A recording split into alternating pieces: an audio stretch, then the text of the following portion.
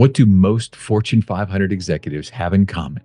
After more than 150 conversations with executives from companies like Disney, Amazon, Netflix, and Google, I've learned that sports is a common denominator. Some of our guests' athletic experiences earned them a place in their sports hall of fame, like Chick-fil-A chairman Dan Cathy. Some hung up their cleats after high school, like Delta Airlines CEO Ed Bastian, while others, like Condoleezza Rice, claim they weren't that great in their sport. But no matter their skill level, they have all told me that being a part of a team taught them leadership lessons that they still use today. In partnership with Chief Executive Magazine, I'm your host, Don Yeager, here to give you an all-access pass to genuine, authentic, fireside chat-like conversations with today's business icons so that you can create powerful change in your organization. This is Corporate Competitor Podcast. With me for today's episode is Marc Randolph. As co-founder and CEO of Netflix, he laid much of the groundwork for the service that has grown to more than 250 million subscribers and fundamentally altered how the world experiences media. He also served on the Netflix board of directors, and since retiring from the company in 2003, he founded or co-founded 6 other successful startups and mentored hundreds of early-stage entrepreneurs. Most recently, he co-founded an analytics software company that was acquired by Google in 2019 for $2.6 billion. I'm excited to learn how sports and the National Outdoor Leadership School shaped the leader he is today. Culture is not aspirational, it's observational. Kids spend about this much time listening to what you say and about this much time watching what you do. Reality is certain actions speak way louder than others. Who you hire speaks pretty loud. Who you fire speaks volumes. And who you reward says a lot. I want to reward freedom and responsibility to show people that's what I value. They see me acting that way. It works, but it has to be genuine. Marc, thanks for joining us. It's a pleasure, Don. Great to be with you. I've been fascinated by learning your story and reading your book, That Will Never Work. We'll have a link to it in the show notes. But the opening chapters, you talk right at the beginning about the myth surrounding Netflix's creation story. And you emphasize that the true challenge was distinguishing the viable idea from the non-viable ideas.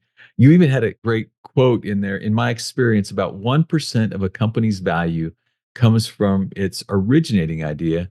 The figuring it out part is responsible for the other 99%. Well, let me tell you, Don, that 1%, that's being generous.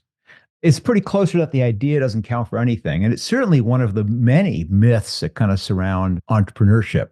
People have this sense that there's always going to be some epiphany story, some moment where all of a sudden everything became clear, like Archimedes in the bathtub or Newton under the apple tree. We love this idea. It makes for good Hollywood. It does. Listen, there's a good purpose for it too. We want to hear about the guys who can't get the cab on New Year's Eve, and then boom, there's Uber. Right. Can't make the rent, we'll throw an air mattress down, and then boom, there's Airbnb. For Netflix, your partner Reed Hastings had a $40 late fee.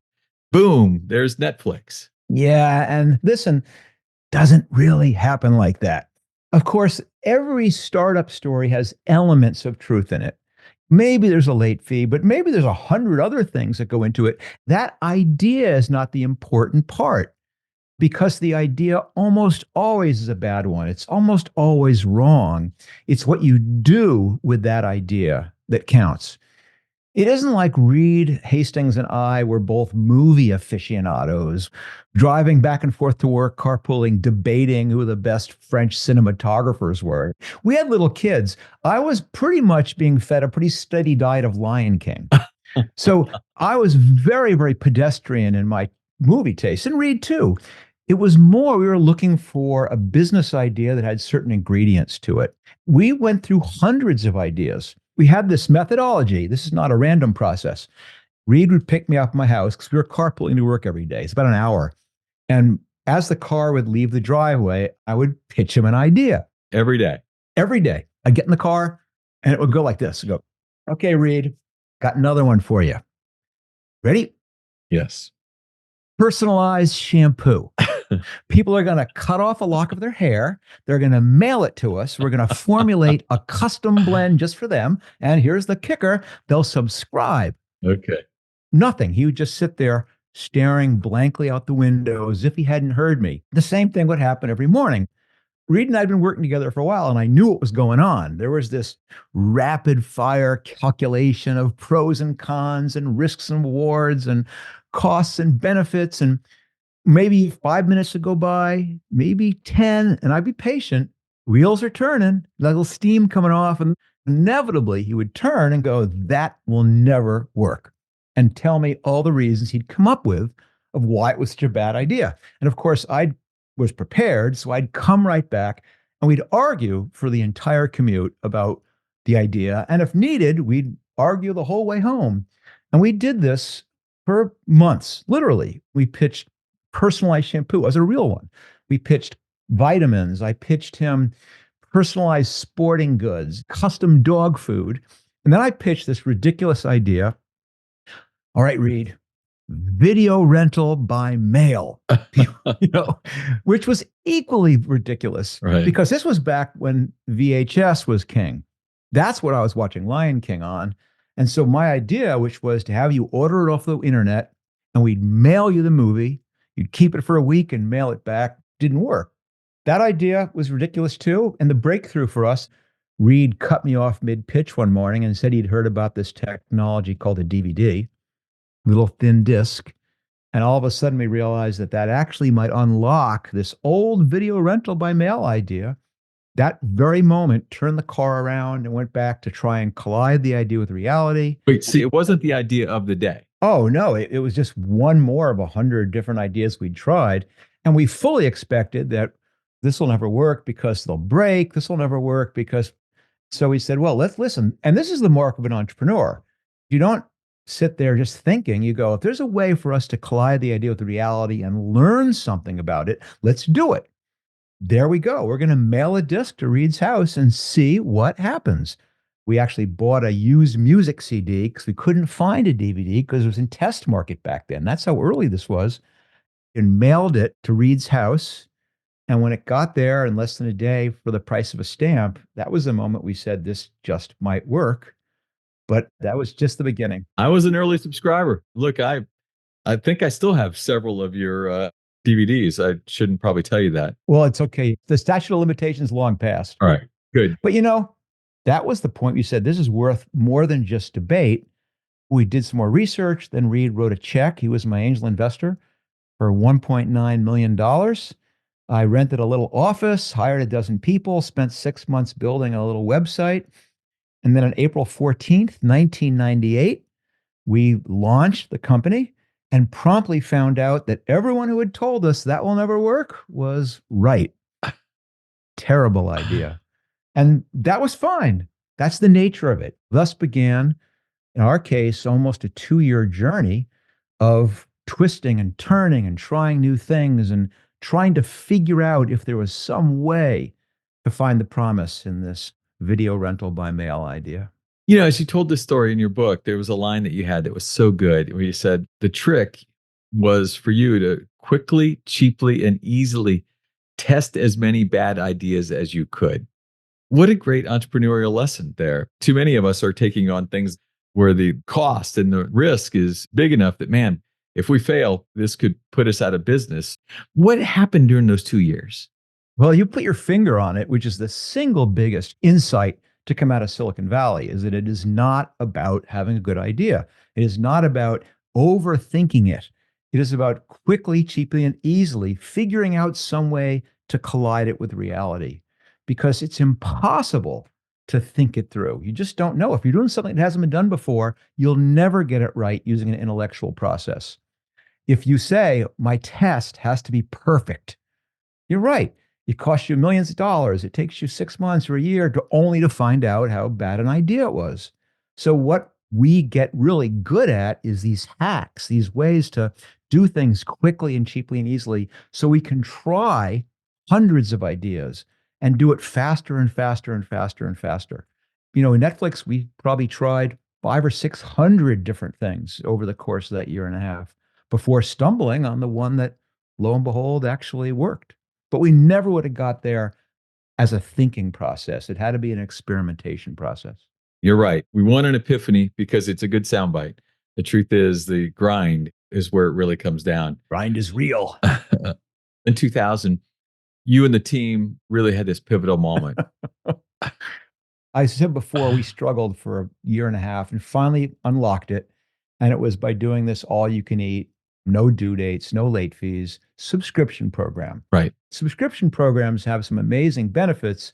Their downside is they're incredibly expensive because you pay all the cost of acquiring the customer up front and then recover that cost slowly over time, which means that the more successful you are, the more cash it takes. Man, we were crushing it. People were flooding in, but that meant that money was flooding out, which was not a problem. This was the spring of 2000. This was the era of irrational exuberance. If we needed more money, I just went out on the road, put a green flag up, and then a dump truck full of money would back up in the driveway, and we'd go out with our wheelbarrows and bring it in. So easy until it wasn't, when, of course, it was the big crash of 2000. All of a sudden, money is nowhere to be found. If you have a .com at the end of your company name, it's the scarlet letters. We're in deep, deep, deep trouble. We're about to go bankrupt being successful. There's a phrase you use when you're in that type of situation that we use in Silicon Valley. We choose to pursue strategic alternatives, which is basically this code word for we have got to sell this sucker and we've got to sell it fast. And the obvious strategic alternative at the time was Blockbuster. Right.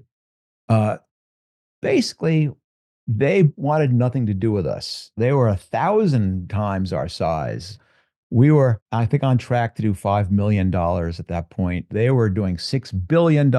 They had 60,000 employees and 9,000 stores. Couldn't get a meeting. Struggled for months just to get them to return a phone call. And then finally, when we get the call, we say, it's done. We've saved the company because Blockbuster is going to save us. We'll merge, they'll run the stores, we'll do the online business, we'll build this blended model we'd researched. Good to go. And of course, there we are on the 28th floor of some glass and steel building in Dallas, Texas, pitching. It's going great. They're nodding and they're asking good questions. And then they ask the big one, which is how much? We, of course, had rehearsed this on the plane. And at that point, we were in the hole for about $50 million. That's what we had raised and spent getting to that point. So we said, $50 million. Wouldn't it be elegant? And there is this silent room as I think they were trying to calculate how much hubris this company could possibly have to think they're worth $50 million at the depth of the dot-com crash. And they were right. But needless to say, the meeting went downhill pretty quickly after that. It was a long, quiet ride on the plane back to California. Blockbuster wasn't going to save us. And in fact, they were going to compete with us. We had spent months trying to find our own way out. And we knew there was no easy way out. There was no end run or no one else to save us, that if we were going to do this, we had to do it ourselves. And more important, my dad used to say, Mark, sometimes the only way out is through. We were going to have to not just compete with Blockbuster, we were going to have to beat them. It was a terrifying, sobering thought. It's scary. It's also this moment of, okay, all right, Yeah. bring it on. And we did. It galvanized the company. We are going to do whatever we have to do to make this happen. And we went back and we focused and we laid people off and we used an incredible amount of discipline and guts and eventually did get through it. There's probably a lot of other forces that were at work in our favor, or more accurately, in Blockbuster's anti-favor. There is this wonderful irony that the company they could have bought for $50 million is now market cap of 150 to $200 billion. They're down to one store in some town in Oregon. That's it. And if you want, Don, you can probably stay overnight because I think they make it available as an Airbnb sometimes. That's right. Bring your own mattress. This concept of a chip on the shoulder, right? And the idea that sometimes you need that. In my career, working with many athletes, coaches, others, everyone has a chip. Michael Jordan will tell you he wasn't picked first. Tom Brady will remind you exactly how many quarterbacks were chosen ahead of him. Every one of them has a chip. How important was that in what allowed you to be successful? Entrepreneurship is constant disappointment. Nothing works. It is constantly a struggle. It becomes this supreme challenge just to stay alive. The Blockbuster one was just one more case of someone not believing in us.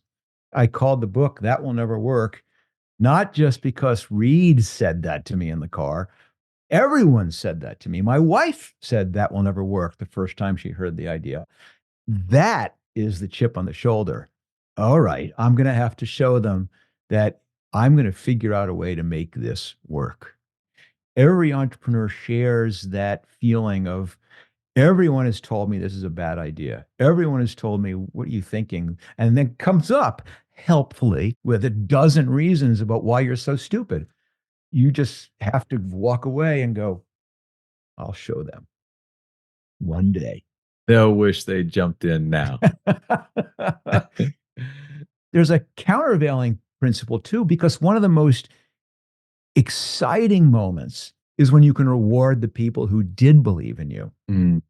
My mother, God bless her, put in $25,000 at the beginning. And when I pitched her, I knew that she was thinking, I am never going to see this money again.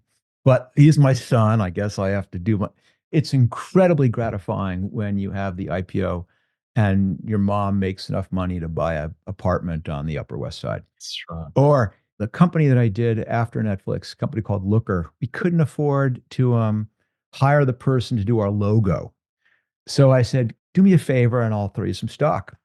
Lo and behold, 6 years later, it's worth more than $1 million for a logo. That is what makes you feel great. When the handful of people who are willing to give you a shot and believe in you, you can reward them. Yeah. I love the creative mind. So one of the books I had the opportunity to write was with the founder of a minor league baseball team called the Savannah Bananas. You may be familiar with the Bananas. Of course. Jesse's been a guest twice on the podcast. We've had a really great time. But, you know, most of us are lucky to have one idea we'd be proud enough to share with others. What is it that brings the creative juices to you? Where does that come from for you? I don't know where it actually comes from. I've trained myself over the years to get better and better and better at it. Fundamentally, it's learning how to see the world as an imperfect place, Mm. recognizing what the little intellectual trips are that you've got to grab onto. I know today, for you, Don, probably something frustrated you. Mm-hmm. I mean, who knows what it was? You know, the elevator was a little bit too long, or you're not, was it working? Something happens every single day. And what an entrepreneur does is makes that next leap of why does it have to be like that? I wonder if there's a way to do this differently. I wonder if I could. You do that enough times and you're sorting through ones that all of a sudden are intriguing. And eventually one of them grabs you harder than the others. But you never stop this seeing what's wrong and thinking to yourself, there's got to be a better way to do this. I mean, video rental was a perfect example. Listen, you think I was the first person to go into a video store and go, this experience sucks?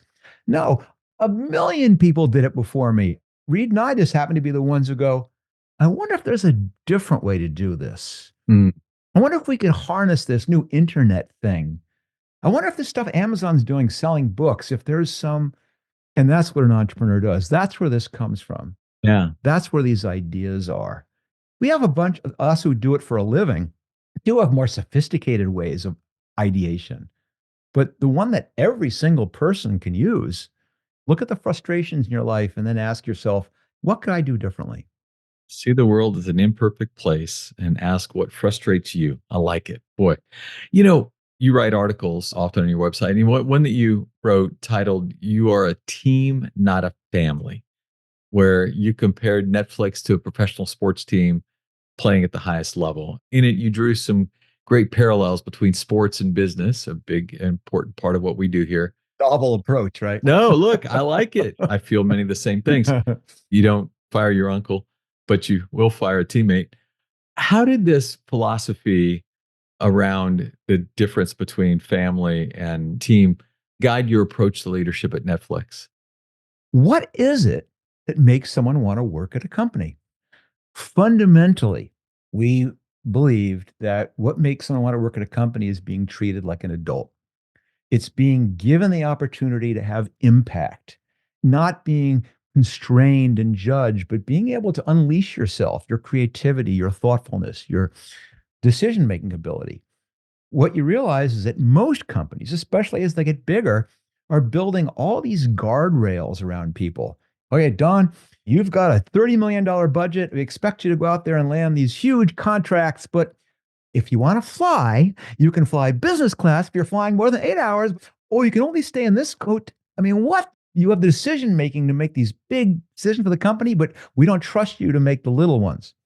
So the Netflix experiment was, let's free ourselves. Let's get rid of all of these guardrails. I imagine you're familiar with the Netflix travel policy. There isn't. Right. Expense policy. There isn't one. Our vacation policy. There isn't. There aren't any policies. They're all the same four words. Use your best judgment. The most important thing is being surrounded by other people who are of high thoughtfulness and judgment. You can't take one person and have them surrounded by a bunch of bozos. What people love the most is being on this team where everybody is playing at the top of their game. A players want to play with A players. Absolutely. And then you realize that my job as a manager is to make sure I'm building a team of A players, not for the sake of the company, for the sake of the other players. Right. The person on second base wants nothing more than to have someone who's at shortstop even better than he is or she is. They don't want me to put someone at third base. Oh, they're a good person and they've been with us a long time. And no, sports has it right. Total meritocracy. Manager calls you in, sits you down, and goes, Don, we're sending you back down to the minors. Oh, okay. It's none of this. He's leaving to spend more time with his family or is leaving. No, we're a family. Fine. But I'm not building that. This is not my family. Yes, we're a team. And as I said before, not a little league team. Everyone's not going to play. We're not all going to get a trophy. This is a team at the highest possible level. Our objective here is to win. And I expect everyone to be on their game. And my responsibility to you is surround you with other players. My responsibility to the fans is to put the best possible team in the field. My responsibility to the owner is to do the same thing. And my responsibility to myself is to do these things. Right. At Netflix, a manager only has two responsibilities. One, make sure the right people are in the right seats. That's the team building. And they spend a huge amount of time on that, hiring well, but more importantly, cutting smartly. Then the other responsibility they have is to make sure everybody on the team has all the knowledge and context to make their own good decisions. What are our objectives as a company? Where are we going? How would we compete? What are the other groups in this company working on that you need to understand? What are our priorities? It's explicitly not part of a manager description to make decisions or to review decisions. It's to give people the power to make their own decisions and ensure they have people with the judgment to make good ones. I actually have always argued that the word teams is even overused in a corporate environment. That too often people talk about a team.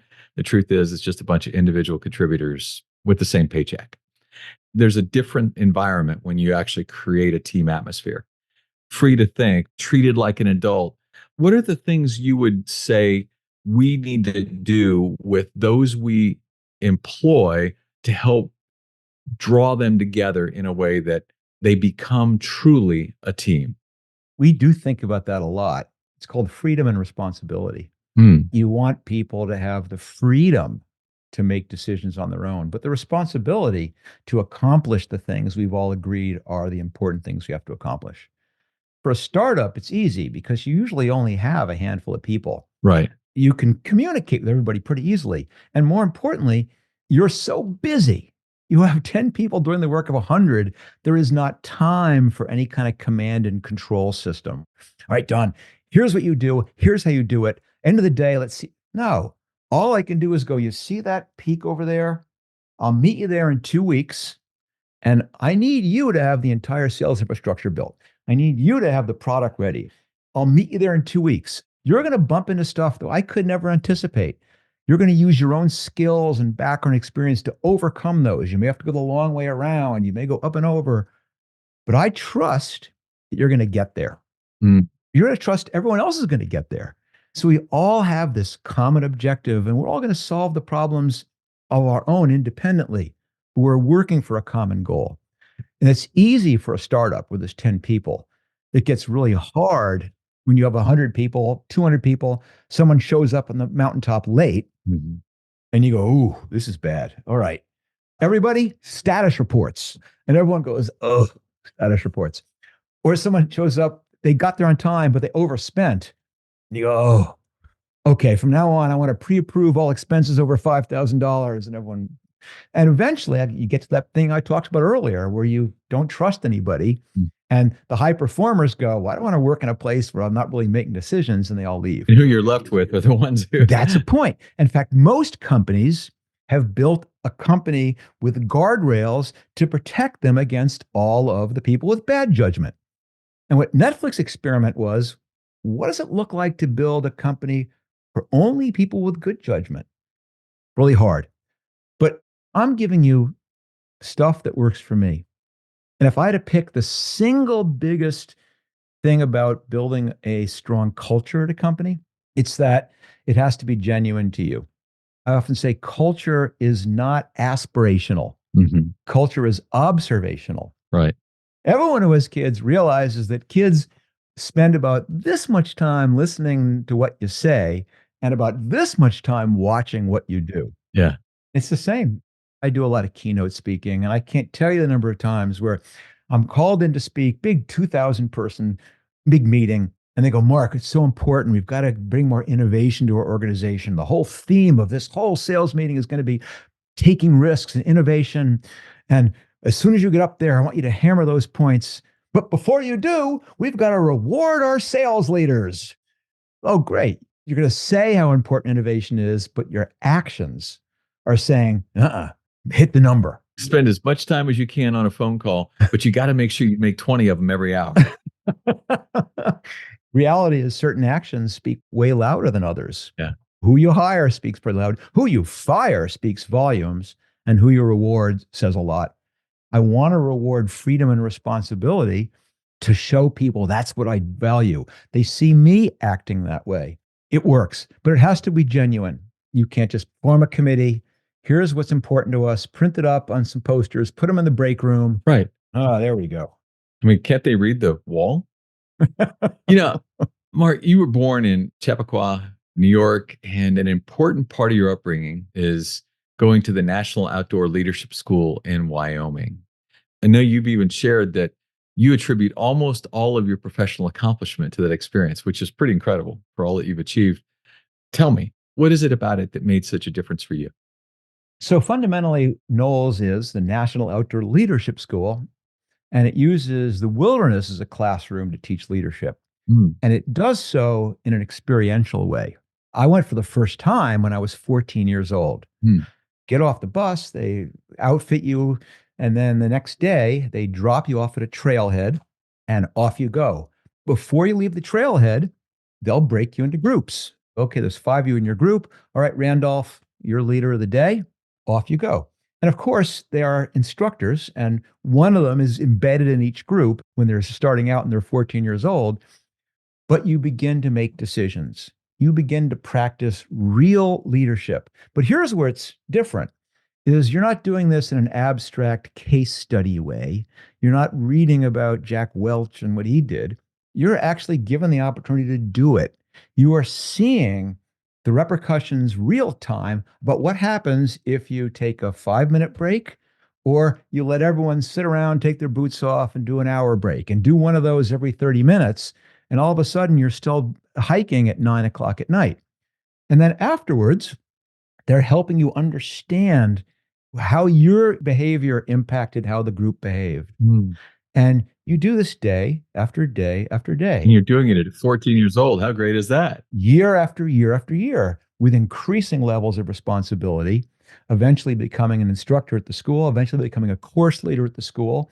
And each time you're learning to make real decisions with real consequences and seeing the impact of your decision and your leadership style almost immediately. Most people never get that. Those that do usually don't see that until they're in their 30s. And I started doing this when I was 14. I've always been an outdoorsy type of person. My father, he was born in Austria, lived up in the mountains. He was always kind of a mountaineer. I'm not sure whether this is the Knowles background or the entrepreneurial or some combination of the two, but he understood the nature of risk. Mm-hmm. So I'd come home, I'd be in middle school, I'd be 10 or 11 and go, hey, our outing club, we're going caving. And rather than going, what are you, crazy? You're going to get killed. You get stuck in there. You go, that sounds fantastic. And off I'd go. Or I'd go, I want to learn how to rappel off a branch in our backyard oak tree rather than you're going to break your leg. He goes, well, we have a rope in the garage. Whenever there was a fork that involved doing something that was risky, he was encouraging. Same thing with the outdoor stuff. It spoke to me. Mm. And it's funny because I use that stuff every day. As a startup founder, there's no map. Mm-hmm. You're having to say with clarity and confidence, here's where we're going and here's how we're going to get there, even though when internally you don't have much clarity or confidence. You learn how to evaluate the strength of your team. You learn how to use what I call situational decision making. When you're sitting down going, yeah, it's kind of a nice day. You think we should start at 10 or should we start at 9? I want to get everyone's opinion. I'll be very collaborative. If someone gets really badly hurt, all right, here's what we're doing now. You do this, because that's required. And you begin to learn all these different styles. You had to learn the different leadership styles and learn what the team required of you in the moment. Yes. It's not the age. It's the fact that I got a chance to practice it. Mm-hmm. People always say, gosh, I want to be an entrepreneur.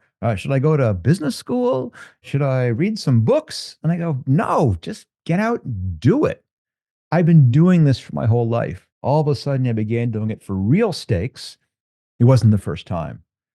I told a story in the book about panhandling in Hartford, Connecticut. Basically, I was stuck there for a couple of days with no food, no money. So I decided the easy way to do it was to panhandle because I figured how hard could it be?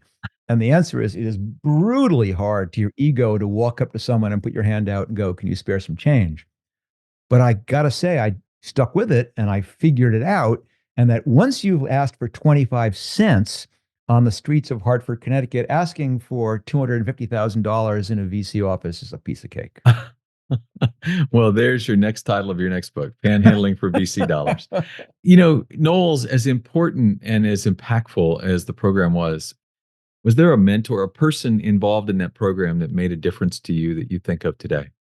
There's no question. I think about it frequently. One of the lessons that was important that someone my age learned was personal responsibility. Mm-hmm. This particular course leader, one day we'd hiked maybe hour around a lake to go do a rock climbing class. And beautiful morning. I put my sleeping bag out to dry, threw maybe, I don't know, this sweater in my backpack.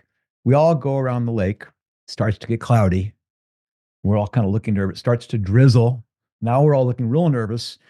And he's not reacting at all. Starts to rain. And we're all going, we need to get our stuff. He goes, what do you mean? You knew we were coming around. You knew we were going to be a couple hours away from camp all day.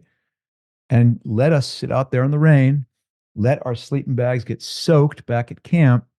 Because he goes, if you can't learn to take care of yourself, you can't always count on me to take care of you. Mm. Never, ever since that moment have I ever left camp without thinking about what do I need in case I get stuck away? What if something happens? It's a life lesson. Great lesson. Part of being an entrepreneur is semper paratus, being prepared. Things are going to go wrong. Things are going to break. And if you haven't thought in advance about what could go wrong, it's going to catch you unaware. Healthy paranoia. Healthy paranoia. There you go. In 2003, there's a pitch moment with Sony that doesn't go so well for you. And it led to some really interesting self reflection, learning, and completely changed things for you. What happened was Reed was chair of the board, but he wasn't working at Netflix. He was Right. in Silicon Valley, continuing to do some things. And I was running the company. But Reed, of course, had wanted to keep his hand in, and we'd chat all the time. We talked by phone a couple times a day. And then I was working at my desk late one night, a little knock on the office door, and Reed's head pokes in and goes, "Hey, we need to talk." Usually is not the intro to a very positive interaction. Right. It certainly wasn't in this case either. And he comes in and basically goes, "Listen, Mark, I'm concerned. I'm kind of watching you as a CEO, and you're doing okay, but there's some issues that I'm concerned as we go faster and begin scaling, we'll have problems with." And he's leafing through a PowerPoint on his notebook computer as he's telling me these things. And once I realized what was going on, I go, "Reed, I am not going to sit here while you pitch me on how I suck." He was almost completely taken aback because it wasn't his intention. But he closes the computer and basically explains that he's really nervous about me remaining as CEO. And what I was scared he was coming in to do was fire me. Mm. And he could have, because he was chair of the board. He had a bit more stock than I did because he had made the initial financial investment. But that's not what he was pitching. He was really saying what he wanted to do was join the company full time and have us run it together. Mm. It was a very, very dramatic moment in my life because, as anyone who starts a company, you have this dream to be the CEO of this big successful company. But as you begin to piece it apart, it's actually two different dreams. There's the dream of you being the CEO, and there's the dream of it being a big successful company. What do you do if they're in conflict? Mm. And I realized that the successful company dream wasn't just my dream. It was also the employee's dream. And certainly it was the investor's dream. And in some ways, even the customer's dreams. And that if I really held that to be the important dream, that I owed it to do everything I could. And it was difficult to argue with the fact that having Reed running it with me would lead to a much better outcome. Mm. And more importantly, Reed was, arguably, well, actually not arguably, now demonstratively a better CEO than I was. He'd already taken one company public. He had a much better reputation on Silicon Valley, and it would be foolish not to do this with him. What a smart moment for you to be able to realize where we're deficient or where we could be better. I'm flattered that you would call it a moment. It took more than a moment. It required going home that night, sitting on the porch, might have been a bottle and a half, 2 bottles of wine before finally in the wee hours with my wife, I go, "I have to do this." And then it takes a bit more time to balance the ego to say, no, fundamentally, this is way, way better. And all sincerity, Don, if I look back about the smartest decisions I ever made, and I made thousands of them, this has got to be one of the top smartest decisions I ever made.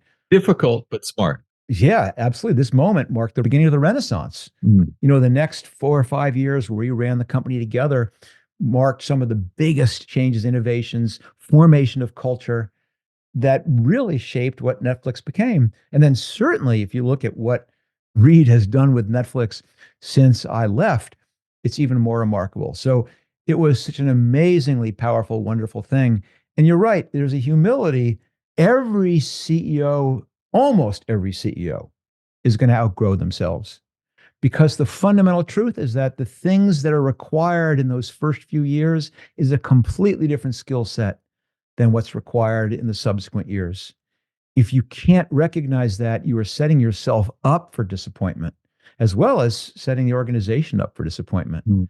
And I try and let people know who go through this that there is a far side to it, that looking back, the pride you feel in your company being successful is infinitely greater than any regret you may have had that you're not the person who brought it there, especially when you know in your heart that the odds of you being able to do it were probably pretty small. That's powerful.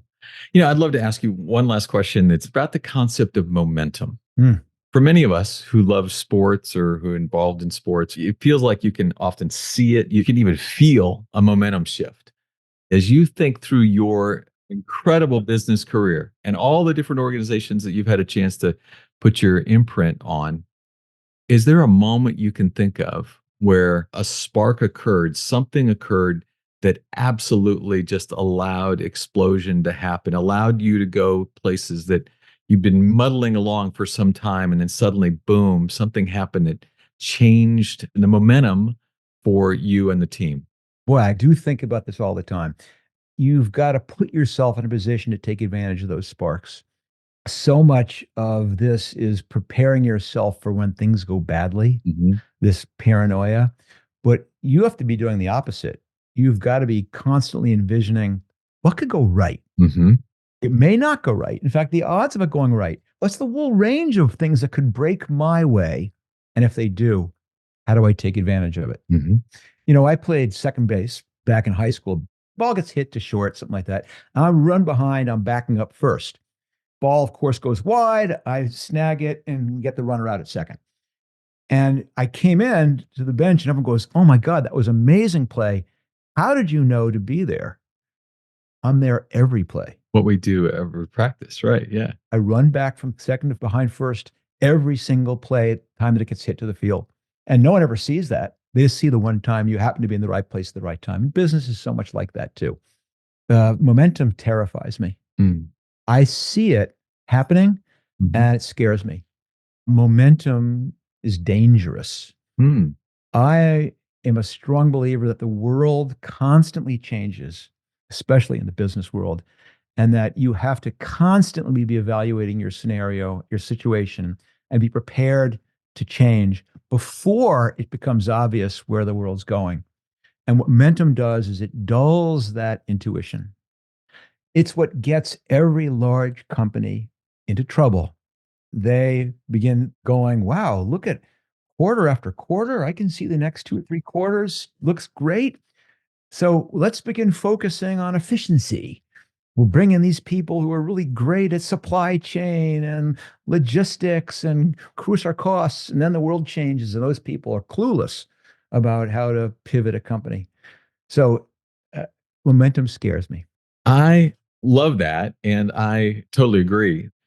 Momentum is not guaranteed, and that's one of the things I think that we've learned in studying this is that it's very cyclical, and you have to be ready to start the cycle again as the next spark comes your way. But anyway, it's been a fascinating journey studying this for quite some time and really value your input. Thank you for that. My pleasure. Marc, your work is incredible. I love the passion you bring to it, the energy you have here. I can only imagine how great you are on stage. I hope we get a chance to share one day. But more importantly, today I am a better corporate competitor because I had the opportunity to learn from you over the last hour. Oh, fantastic. I thank you and I appreciate you. It's my pleasure, Don. Glad that someone can get some benefit from these crazy stories. Man, that was fantastic. Four great takeaways. The first is when he talked about the importance of entrepreneurship. Too often we talk about that epiphany story, that moment when you're on Mount Olympus and lightning strikes and you figured it out. And he made the point that it's not about having a good idea, it's about colliding all those ideas with reality and continuing to test the ideas to see what works. 1% of a company's value comes from its originating idea. And then he even argued that that might be too high. But it's the figuring it out part through testing generates the other 99% of a company's value. That was encouraging because too often we're worried, like, oh man, is that a good enough idea? Test it, take it, collide it against reality and see what happens next. Then, when he started talking about Netflix and its culture, the challenges of guardrails, and that if you're really trying to build the right cultures, guardrails are often established to try to keep bad decisions from being made. But what you really want is to hire a company of people that are good decision makers. Build a company for people who make good decisions. Have you ever heard of Netflix's travel policy? It's vacation policy. No, it comes down to four words: use your best judgment. You're given a $30 million budget, but you're not even trusted to book a flight in the right cabin. What does that say about what the company is thinking? Create thoughtfulness, create good judgment, make those the values that you reward and what you generate as a group of people that want to come together to do something special. I loved his idea of his daily pitch sessions on the drive to work with Reed Hastings, together, flexing their idea muscles. You'll remember Savannah Bananas owner Jesse Cole in episode 144 talked about the fact that most of us don't use that idea muscle. We grow to a place in our adult life where we stop using it because it's been beaten out of us, if you will. And then we let that muscle atrophy. The great ones like Marc, like Jesse, they're building that muscle. They're doing something powerful with it. And then finally, managers at Netflix have only two responsibilities: hiring well, but then the second responsibility is to make sure that everyone on the team has the knowledge and the context around that knowledge so that they can make good decisions. We want a company of people that make good decisions. When you have a group of people with high intent, amazing things come to be. Marc really took me someplace today I haven't been in a while. I hope you are a better corporate competitor today. As a result, I appreciate you. Before we sign off, is there someone you would love to learn from as a guest on this show? Send me a LinkedIn message with your guest suggestion. It is even better if you're connected with them in some way. We'll do that interview. We'll learn from them and we'll share the answers with you. Catch new episodes every Wednesday. Subscribe at corporatecompetitorpodcast.com to be the first to get a chance to listen. And as a thank you gift, I will send you a chapter from one of my best-selling books.